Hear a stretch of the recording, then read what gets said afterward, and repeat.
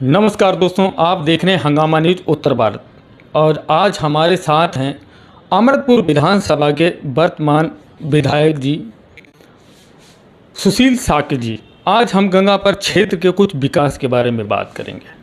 अपने गंगापार क्षेत्र में जो बाढ़ आती है और उसमें किसानों को बहुत सारा नुकसान होता है, उसे नियंत्रण कैसे किया जा सकता है?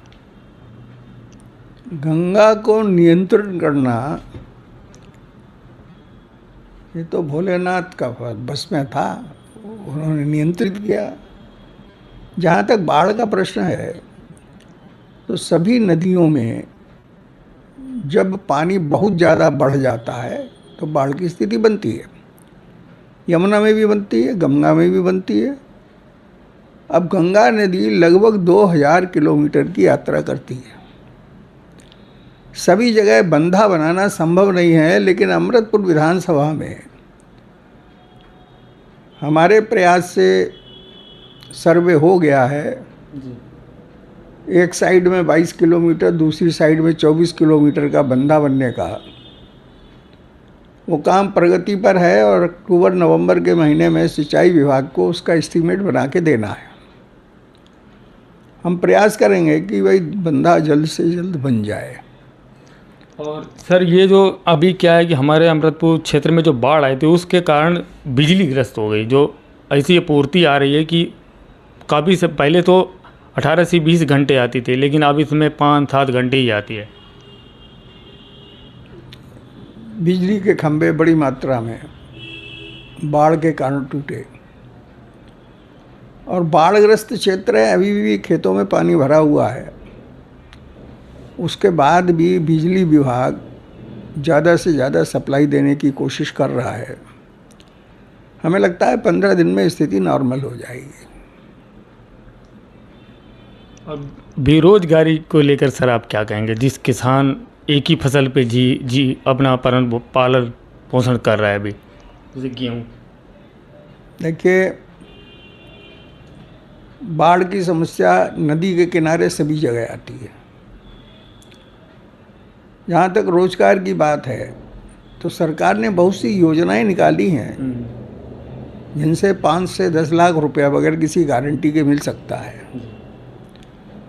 तो जहाँ वो खेती करता है किसान, उसे कोई ना कोई उद्यम भी करना चाहिए। कोई दुकान खोल ले। कोरोना के कारण जब गरीब लोगों को खोपचा लगाने को नहीं मिला, उनकी बिक्री नहीं हुई, अन्य काम जो करते थे, तो उस समय से नरेंद्र मोदी और हमारे प्रधानमंत्री विभिन्न योजनाओं के माध्यम से गरीबों को 5 लाख, 10 लाख, 15 लाख, 20 लाख रुपया दे रहे हैं व्यवसाय करने के लिए। तो हमें लगता है कि रोजगारी कम होगी जब फर्रुखाबाद में उद्यम लगेंगे। खिमसेपुर में जो ज़मीन है, प्लॉट्स बने हैं इंडस्ट्रियल स्टेट के लिए, वहाँ पर फैक्ट्रियाँ लगना भी प्रारंभ हो गई हैं जी। जब फैक्ट्रियाँ चालू हो जाएंगी तो वहाँ पर बड़ी संख्या में हमारे जो नौजवान हैं उनको रोज़गार मिलेगा। बहुत बढ़िया।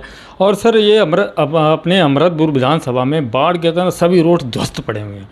नए कनेक्टिविटी रोड हैं या पुराने हैं, अभी जो बाढ़ के कारण जो चले गए हैं, इन पे काम कब तक शुरू हो जाएगा सर?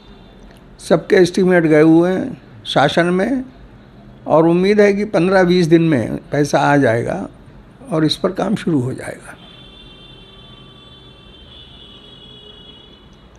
सर, एक और समस्या है जो ये अस्पतालों को लेकर। गंगापार क्षेत्र में हर साल बाढ़ आती है। बाढ़ के कारण गंगापार का जितना भी व्यक्ति है वो लोहिया अस्पताल में आता है।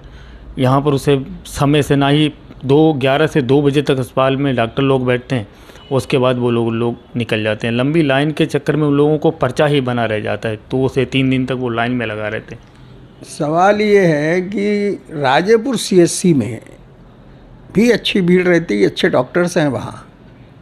अमृतपुर में भी अच्छे डॉक्टर्स हैं, लेकिन उसके बाद भी राम मनोहर लोहिया अस्पताल, उसमें जो व्यवस्थाएं हैं उसके मुकाबले मरीज ज़्यादा हैं।